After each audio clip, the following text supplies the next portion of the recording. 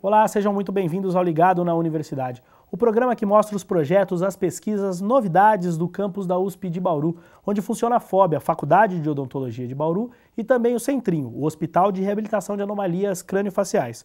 Hoje vamos falar sobre bioética. Quais os limites da ciência? O que pode ou não ser feito em nome de ampliar o conhecimento? Até onde um estudo deve ir para que os envolvidos não sejam prejudicados?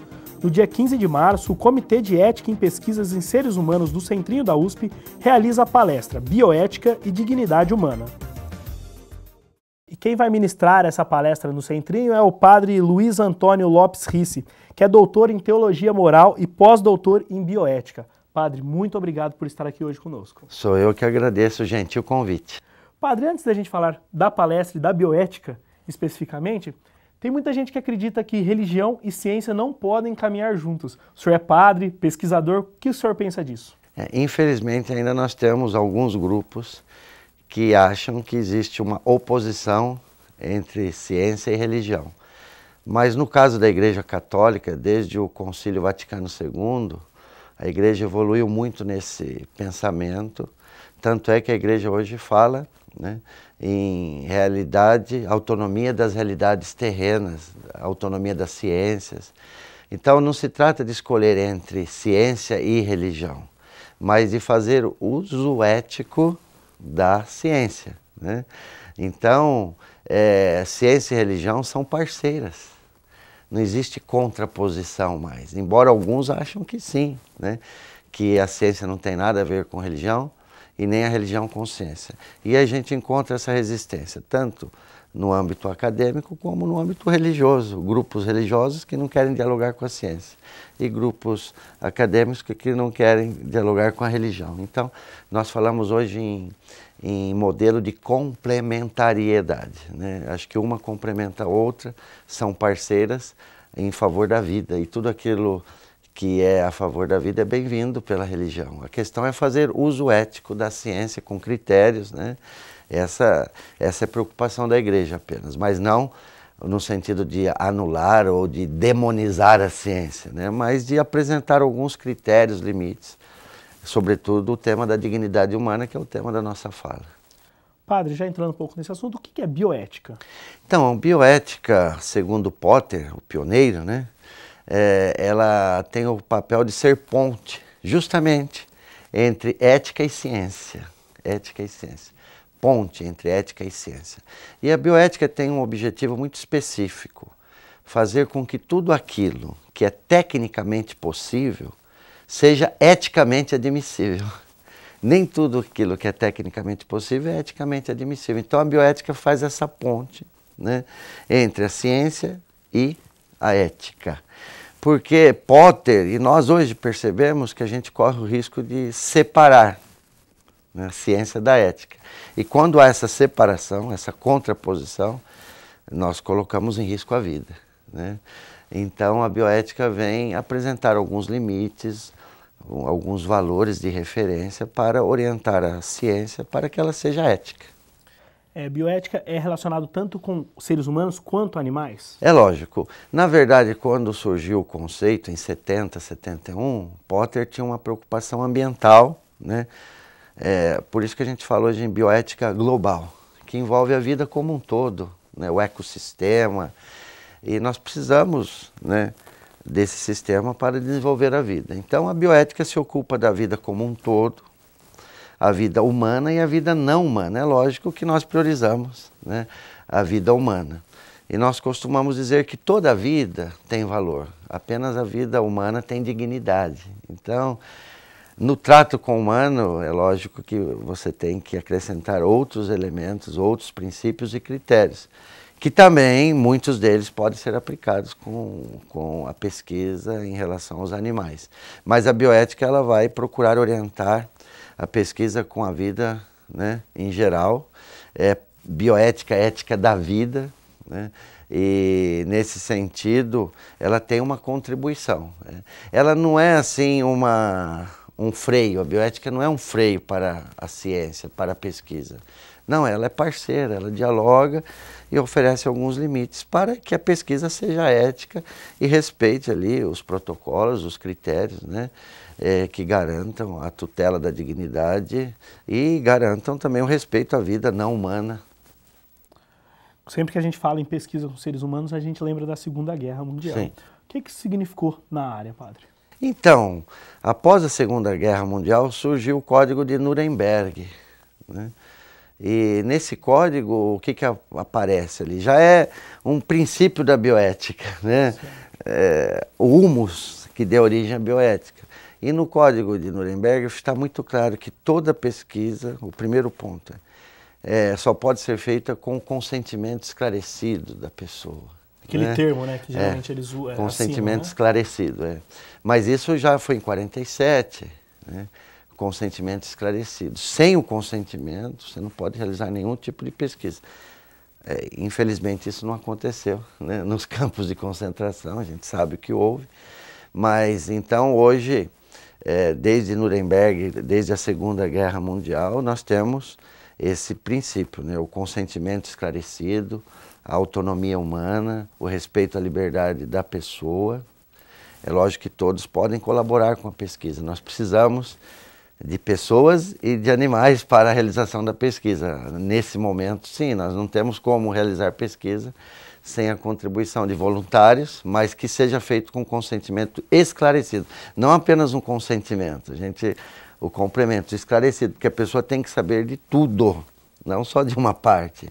E aqui entra um outro tema da vulnerabilidade, porque às vezes a pessoa numa situação de extrema dor, de extremo sofrimento, a capacidade de autonomia dela cai, ela está muito vulnerável. Sim. Então qualquer proposta é bem-vinda. Então, por isso nós temos os comitês de ética, né, que vão analisar os protocolos e vão dar um parecer para evitar que pessoas vulneráveis sejam utilizadas como cobaias sem nenhum critério.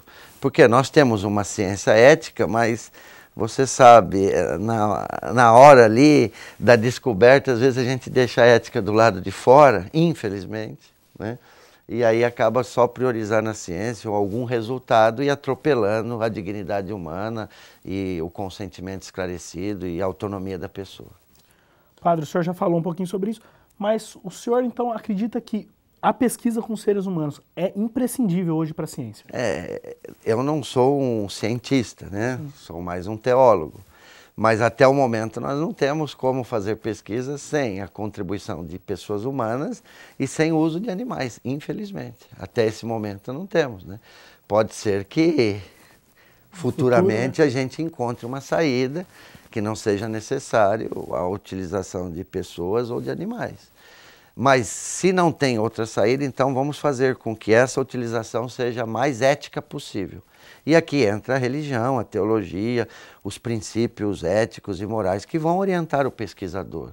O que não pode, aí que a bioética nasce justamente por conta disso, né? Não podemos fazer essa separação entre ciência e ética, né? As duas são parceiras, né? Não é porque eu posso fazer que eu devo fazer, né? Então, não se trata, repito, de escolher entre ciência e religião, ciência e ética. É fazer uso ético da ciência. Nem sempre isso é fácil, porque há muitos interesses também. Sim. Desde a escola de Frankfurt, né, nós sabemos que aquele mito da neutralidade científica, ele caiu, né? Por isso o surgimento da bioética.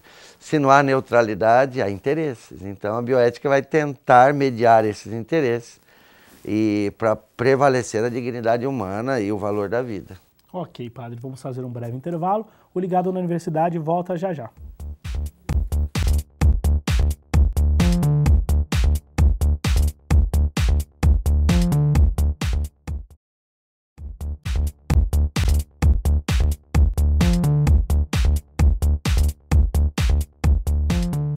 Estamos de volta com o Ligado na Universidade, hoje recebendo aqui o padre Luiz Antônio Lopes Ricci, que é doutor em Teologia Moral e pós-doutor em Bioética. Padre, qual é o grande desafio em pesquisas com seres humanos hoje? É realmente respeitar essa ética? Então, hoje, graças a Deus, nós tivemos um grande avanço no Brasil, né? Nós temos todo um protocolo que regulamenta a pesquisa com seres humanos. Isso é fruto de um intenso trabalho de vários bioeticistas, eticistas, pesquisadores e teólogos também que contribuíram. Nós temos vários teólogos que contribuíram, né, para estabelecer, né, esses critérios para a ética na pesquisa com seres humanos e com os animais. Então nós vemos assim com muita alegria a proliferação desses comitês de ética e de bioética, né? Vocês aqui têm 2 comitês de excelência, né?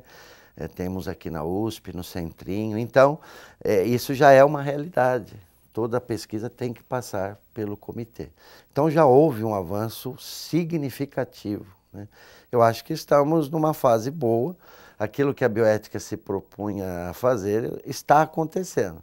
Do ponto de vista teórico, nós temos todo um referencial. Agora, a questão é a prática, né? Então, padre, desculpa interromper, mas ainda existem pesquisas que não respeitam essa parte ética com todo esse aparato teórico, mesmo esses comitês? É difícil responder, Sim, né?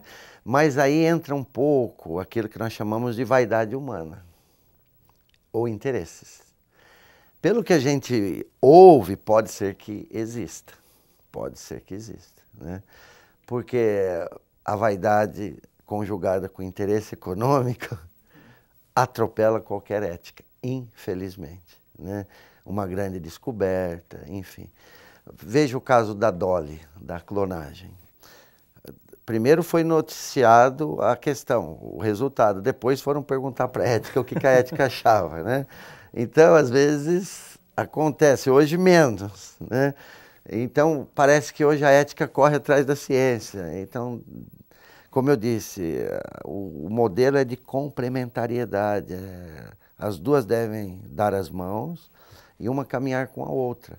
Pode acontecer, sim, justamente porque existe a vaidade humana, né? E existem os interesses econômicos que podem atropelar a dimensão ética da pesquisa. Padre, hoje impossível a gente não falar da Foz. A USP vive essa grande polêmica dessa pílula que tem a objetivo de ser um combate novo ao câncer. E aí a gente coloca 2 pontos, que é essa questão de toda a pesquisa e a questão da esperança, né, do paciente. Sim. Como que o senhor enxerga essa polêmica, padre? Então, eu acho o seguinte, eu gosto de um princípio chamado princípio de precaução. Eu sou do meio termo, a via de meio, né? Um pouco de Aristóteles. Não dá para dizer que essa pílula não é boa e também não dá para achar que é a panaceia para tudo, né? Então o princípio de precaução vai dizer, bom, a pílula está aí, já apresentou resultados positivos, mas faltam ainda algumas fases dentro do protocolo científico. Então, por que não dar continuidade? Então a gente não tem que desprezar essa pílula, né? E nem também de achar que já está bom, já pode ser comercializado. Então vamos seguir os protocolos, né? As fases da pesquisa e não deixar que nenhuma influência econômica, isso é importante, né? A gente tem que falar isso, é um tema delicado, mas não Sim. deixar que nenhuma influência econômica prejudique o andamento da pesquisa, né? E isso é importante. Em primeiro lugar, a vida. A bioética vai dizer isso. Bioética, ética da vida. Em primeiro lugar, a vida. Agora, se o econômico prevalece sobre a vida, isso tem que ser denunciado. O político também, né? O econômico, o político político também. É lógico. Mas a gente sabe, tem a questão política. Mas a força econômica, ela tem né, uma primazia aí nas decisões. Tem a questão política. O ideal, a sua pergunta é muito interessante. O ideal seria que a política tivesse o comando, mas hoje a gente vê o comando do econômico, né? Porque a política é como a sociedade, como organizar a sociedade. Aí quando a gente põe a hegemonia no político, no econômico, né? Aí não é tanto a organização, mas é o interesse econômico.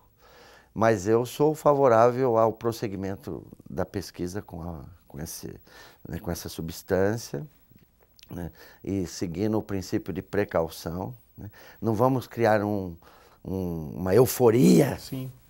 Porque também tem isso, né? Eu me lembro que quando foi aprovada a pesquisa com células tronco embrionárias, levaram lá para o Congresso alguns cadeirantes, enfim, né? Criando uma euforia, uma expectativa, uma esperança infundada, como se a pesquisa com células-tronco embrionárias fosse resolver a curtíssimo prazo, todas as questões. Nós sabemos que a pesquisa anda, mas os resultados ainda não são aqueles que foram divulgados assim. Pode ser frustrante até. Pode ser frustrante, as pessoas depositam uma esperança. Então, por isso eu falei, o princípio de precaução, acho que é o equilíbrio, né, de responsabilidade, precaução. Não criar uma euforia exagerada, mas também não dizer que não tem nenhum tipo de esperança. É sempre a via de meio. Ok, padre. Vamos fazer mais um breve intervalo. O Ligado na Universidade volta já já.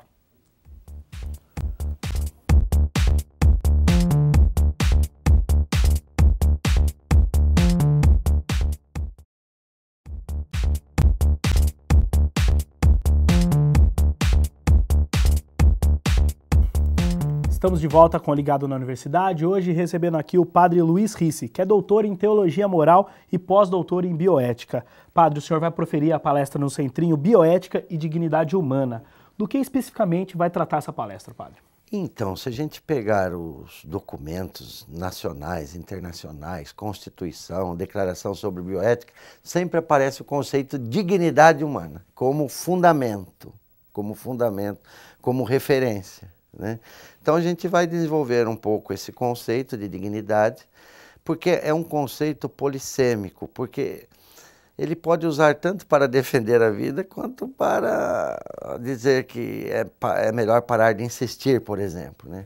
Alguns usam a dignidade humana para dizer, nós não podemos interromper essa vida, não podemos praticar a eutanásia. Outros vão usar o mesmo conceito para dizer, não, a pessoa está sofrendo muito,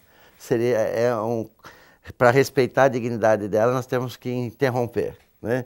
Então, a gente tem que procurar o porquê, né, e qual o significado profundo desse conceito de dignidade, porque ele é basilar, ele é central na reflexão bioética. Como eu disse no início, toda a vida tem valor, mas apenas o ser humano tem dignidade. É em torno disso que nós temos várias declarações que defendem a vida, defendem os vulneráveis. Então, na verdade, como o conceito de dignidade humana ele é bastante amplo, como eu disse, ele é polissêmico, ele tem vários significados, né? A gente vai tentar aprofundar um pouco isso do ponto de vista mais filosófico, né? O conceito de dignidade humana mesmo, né? Que hoje a gente poderia chamar de respeito à vida, que talvez seja mais palatável, né? Mais compreensível, né? Então, o respeito se fundamenta, é lógico, no conceito de dignidade, e no conceito de dignidade a gente constrói todo o nosso edifício ético, moral, científico, é o ponto de partida para qualquer pesquisa. O senhor falou ético, moral, científico. E a religião, padre? Como que entra nessa questão de dignidade humana? É lógico, nós temos também um fundamento teológico, né? Mas como aqui nós vamos proferir para um comitê de ética, que é laico, né? Então a gente preferiu pegar mais o fundamento filosófico. Mas o fundamento teológico, é lógico, nós encontramos em Deus, né? Se a vida vem de Deus, né, essa vida tem uma dignidade, ela precisa ser respeitada. Se Deus é o autor da vida, mesmo respeitando, né, a teoria da evolução, que não se contradiz também, né, com a criação de Deus, né? Eu posso aceitar a teoria da evolução e aceitar que num determinado momento houve a intervenção de Deus e surgiu o ser humano, né? Então, nós fundamentamos a dignidade humana a partir da teologia da criação, né? A partir de Jesus Cristo, que assumiu a nossa condição humana, a nossa carne. Se um Deus assume a nossa carne, essa vida adquire um valor muito maior, né? Ela é elevada, a nossa condição humana é elevada. Então aqui a gente tem o fundamento da dignidade a partir de Jesus Cristo, a partir da criação. Mas fora do âmbito teológico, nós também temos, como eu disse, quase todas as declarações partem do princípio de dignidade humana, que a gente não tem muita clareza do que seja, mas a gente pode traduzir a dignidade como respeito à vida, que eu acho que isso é bem compreensível, né?